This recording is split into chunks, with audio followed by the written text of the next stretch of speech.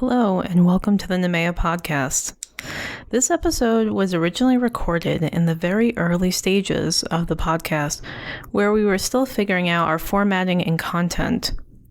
Since this was recorded, there has been some changes. Amber changed her last name to Gallup and has been in the state director role for some time now. I left my previous organization and now work as a professional learning coordinator for Propel. In addition, Propel has developed so much since then. However, this conversation has always stuck with me. Amber clearly has a passion and drive for adult education, and we had a great conversation about it. I hope you enjoy it as much as I do.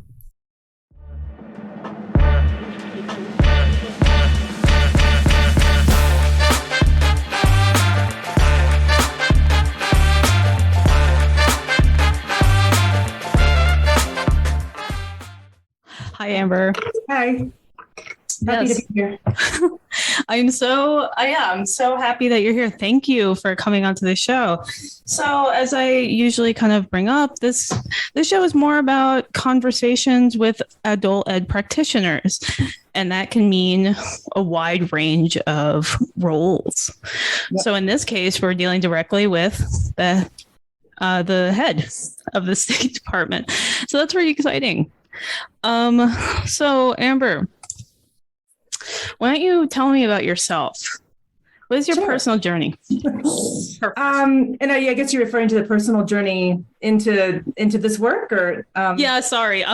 What's your professional journey? How did you get here? Yeah, absolutely. I'll tell you the story. I like this story, but I'll try to be concise about it. But I started out I started teaching from as soon as I got into grad school, actually, in Indiana, which is where I went to college. And I was an adjunct, lecturer, faculty member in Spanish at Indiana University in Bloomington for many years, actually, while I was earning my master's degree in TESOL and another master's degree in Spanish linguistics. But as I was doing that, and I was, being a student, a graduate student there, I was also a community organizer and a labor organizer. And I loved teaching, but I also loved the organizing. And so at some point, in my late 20s, I moved to Washington, D.C. to take an organizing job. So I left the teaching behind. And it was a anti-sweatshop kind of labor organizing position. And I did that for a year, but it wasn't a good fit for me. And I ended up resigning from the job and was unemployed in DC. And I remember walking up and down the street, from whatever small teaching gig I was doing, and I would see all these construction workers working along the side of the street because they were having a building boom at the time in DC. So I thought that, my dream job would be able to kind of meld my love of teaching and my love in ESL and my love of labor by working in the apprenticeship programs. So I started cold calling all of the building trades unions in the city, really, the tri-state area, Maryland, DC, and Virginia. And I ended up starting a really great, people really needed to be able to communicate better with their Central American apprentices. So I started a very quick business really fast, working inside the apprenticeship programs at night and sometimes during the day. And I would teach the English of the trade.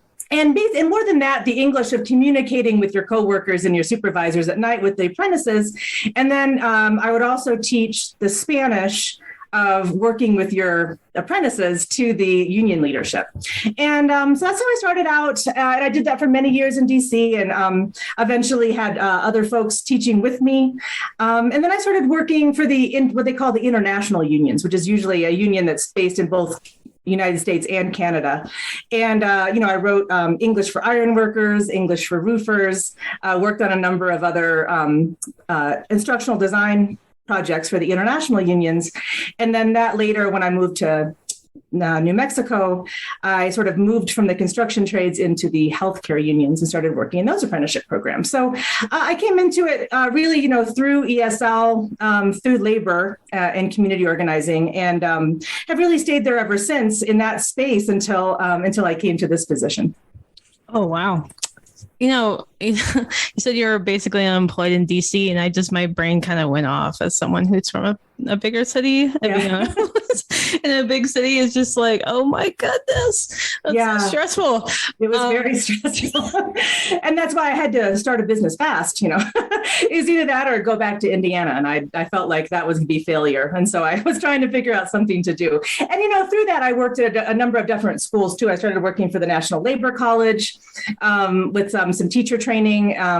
I worked with the Center for Applied Linguistics for many years, first as a consultant and then as a staff member when I was in DC. So I did, other positions in the adult education arena.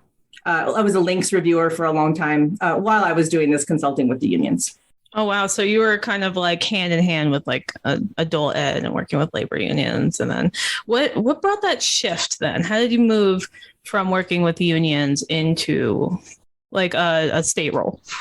Right. Yeah, it was a little bit, I think it was luck on my part. I mean, like I said, I'd always been in sort of the WIA and then WIOA world through the Center for Applied Linguistics and through, different community colleges where I would teach. Then when I moved to Taos, my husband got a job in Taos. We left DC for Taos. And I had a small baby at the time.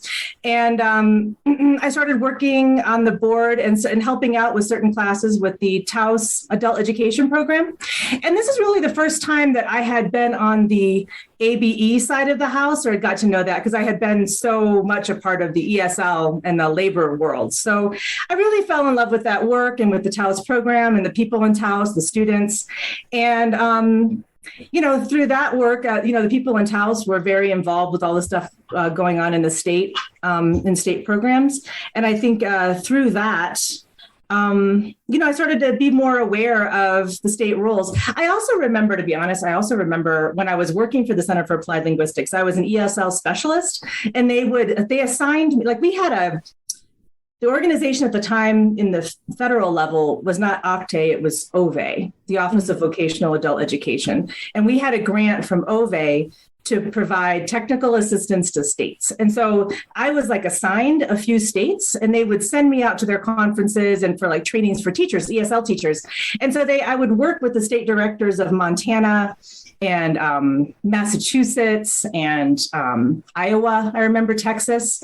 And so I had a lot of interaction with those state directors just as a TA specialist. And I remember thinking, I would love to do this. Their work, I remember just thinking this would be, for me, the pinnacle. And so when I got to Taos and I started to learn about New Mexico and learn about the whole range of adult education in New Mexico, it just seemed like such a welcoming space, so much potential for creativity, such a close knit community of educators and practitioners.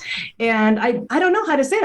I just really started feeling like I wanted to be a part of it. And so then I tried for a long time without success to do that. And then finally, that position opened up. So I applied for it. Oh, that's wild.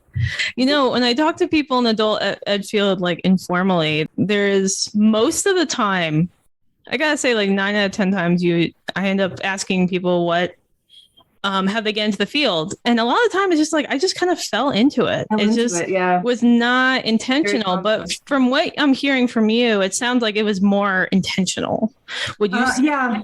It's always been my love. And I remember very specifically, like I said, even when I was working at Cal, when I was in my, about 15 years ago, just saying identifying the state director role and thinking that I could do it, that I think that I would be, I would be a contender if I tried to do it. So that's why. But, I also, I'm earning my doctoral degree in adult learning. In instructional design at UNM. I really like the research to practice angle. I like the idea of understanding what we know about adult learning at a deep level, and then how we can apply it out in the state in real programs, with real people, and see how those things play out. So I love the opportunity to be able to do both. I feel really honored and lucky to be able to have the academic side, and then to also be able to influence to some extent, policy and practice at the same time. That's really cool. Yeah. It is. That's really cool. I really do like doing research too. Yeah. So I feel very lucky that I'm in a unique position now, that not to the extent of where you are, of course, but that I could just spend a couple of hours just reading and looking stuff and thinking of framing and figuring out how we get from A to B. Yeah. Yeah. Yeah, I think adult education and teaching in general, right? But I think adult education in particular just gives us this endless opportunity for creativity, which is so exciting. And when you can blend that with knowledge of the research and, and theory, that can get into some really exciting spaces, I think. Oh, absolutely. Oh man, you're just like hitting all my buttons right now. Like, yes, exactly. What I love about it, I feel very creative in adult ed. Yeah, exactly. In ways I haven't in previous roles. It's excellent.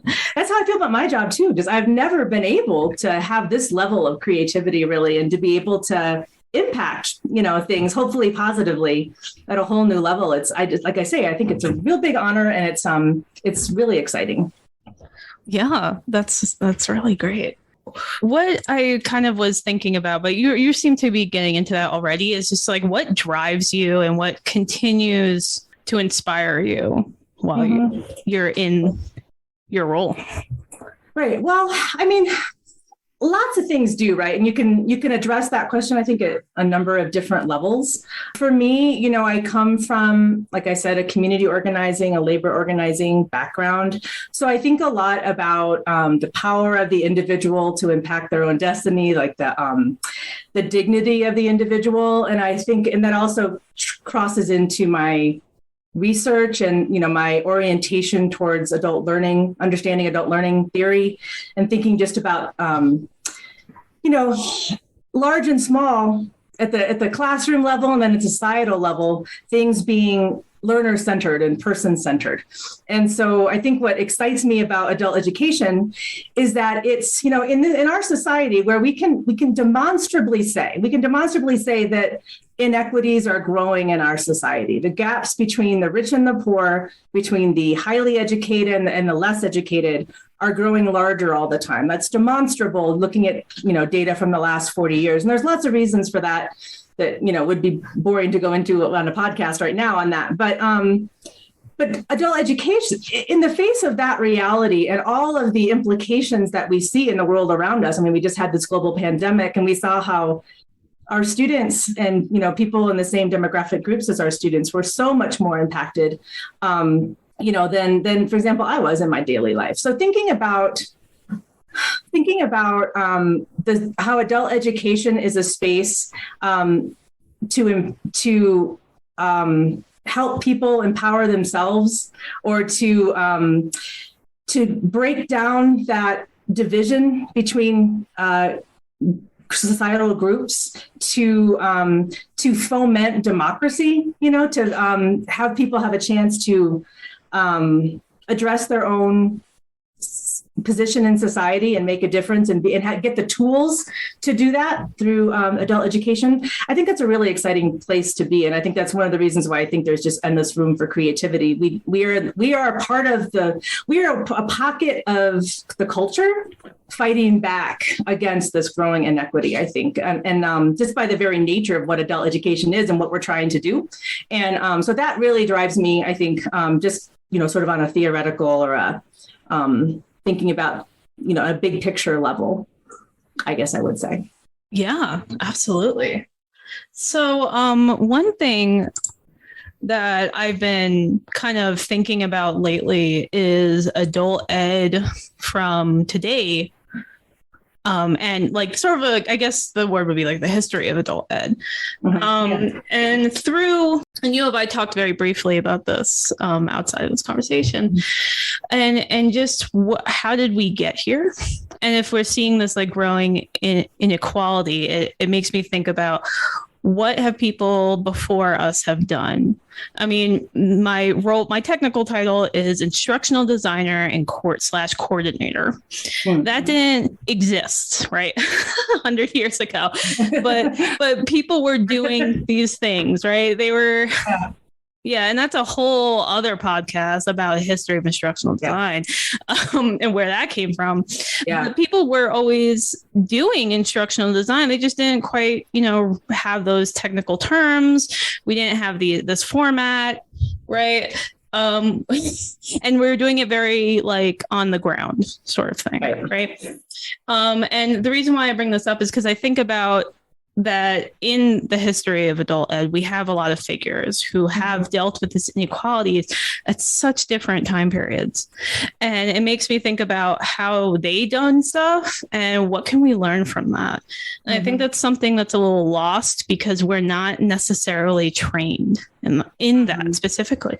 And I think of my own journey in adult ed is like I've never taken an education class. I have a master's degree in something very academic. Has nothing to do with this, but I kind of do a lot of self-learning and talking through to other adult ed practitioners. There are people from all different fields, and a lot of people retired from their original field and then moved into adult ed. So like they have more of a K-12 background, or they've done something completely different and then was taking on something else, and it just like that became their professional life. Right? Absolutely. Yeah. So a lot of it is me doing work on my own, trying to learn about this stuff. And through informal conversations, people haven't, it seems like we don't really know, we kind of forget about some people except for like very specific instances. I think a lot of people know who Malcolm Knowles is only because of andragogy. Right. People don't really know who Miles Horton was anymore. Or Paulo Freire, they do a little bit of work. Maybe if you are in a master's program in education, but not quite a deep dive. Or excerpts thereof, right? right, excerpts. So like, did you guys read the book? Well, we read a chapter in this one class. Right. Or even like Edward Lindemann. Like they kind of get lost, and also the disconnect. It's like they're important for this kind of period. Like when we think of Paulo Freire, we think of him as very, important in this particular spot or this place, but is very inspirational. So I was just wondering, are there any figures that you've looked into, read into that have inspired you or inspired the work have motivated you in ways? Yeah, absolutely. And I think you make a really good point also. A second ago, you said something along the lines of people sort of think of those people as this one particular era. But really, like, as you already mentioned, adult education, at least in the United States, I'm not an expert in, adult education. Me neither. Neither here, history, neither here nor throughout the world. But so I don't know about other countries, but I do know that in the United States, like the history of adult education and the history of social movements are very intertwined. And you'll find them weaving in and out of each other throughout history, since the late 19th century on, right? And I think that one thing, sort of framing on this, I think one thing that sort of troubles me, I'll say, about adult education framing now is that I feel like, just like you say, we do sort of lose the connection to those social movements and the connection to our roots that, and that's partially due, I think, to the language of WIOA and AFLA, to be honest. It's the idea that we have to be careful, I think, to make sure that we're not speaking about adult education as just a vehicle to meet the needs of employers, meet the needs of the economy. While those things are important and jobs are important to our students, there's other things that are a part of adult education as well. And I think, and there's, like I mentioned, there's democracy, there's the needs of the individual, there's the transformation, transformative nature of learning itself and how it can impact people and families and generations and communities. And I think that, earlier iterations of adult education, like we've seen that more clearly. And I hope that we don't lose that, or at least part of my goal in my work is to see if we can keep a handle on those things. And one thing I think that has inspired me thinking about like actual people. I mean, I know that for me, I have three big heroes, personal heroes. I think of Jane Addams, and I think of Miles Horton, and I think about Paulo Freire. And of course, there are many, many others, but I often think about those three as the ones that I think just, personally for me have inspired me. And I don't know, I know you and I are, you're reading a book that I've read before called The Long Haul, which is Miles Horton's autobiography. And I don't know if you've gotten to the part of it or not, but there's this really, for me, inspiring part where they talk about adult learning or adult education as a necessary part of democracy, and the work of adult education being the fomenting and the supporting of democracy.